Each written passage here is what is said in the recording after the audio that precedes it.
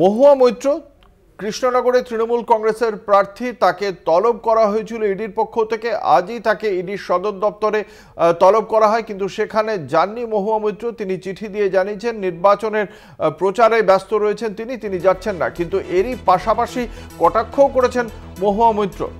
কি জবাব দিয়েছেন আমরা শোনাবো।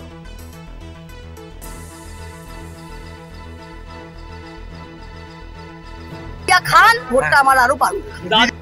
খুব সুন্দর। আসলে বিজেপির কাছে আমি ওরা আমার প্রতি এত আকর্ষিত, ওরা বারবার আমার কাছে আসে, তা আমার খুব ভালো লাগে। সেদিন সিবিআই এসে খালি হাতে ঘুরে গেছে, আবার ইডি আসবে, সবে তো শুরু। ইডি আসবে, আইটি আসবে, প্রধানমন্ত্রী একবার এলেন, অমিত শাহ আসবে, কত নেতা মন্ত্রী আসবেন। আমি তো বলি কৃষ্ণনগরে আসেন, সরপুরিয়া খান ভোটটা আমার আরো পারুক।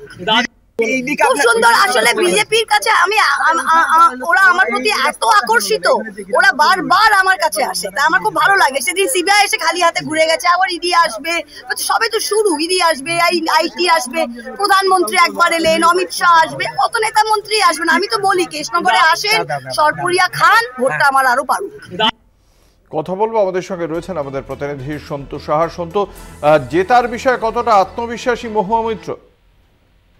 দেখো, মহুয়া মৈত্র তিনি আজকে ইডির তলব এড়িয়ে ভোট প্রচার করছেন কালীগঞ্জ এলাকায়, কালীগঞ্জের গবরাপোতা পঞ্চায়েতের নারায়ণচর এলাকায়। সেখানে প্রচারে গিয়েছেন। তিনি যেমনটা জানাচ্ছেন, তিনি ব্যাপক সাড়া পাচ্ছেন প্রচারে।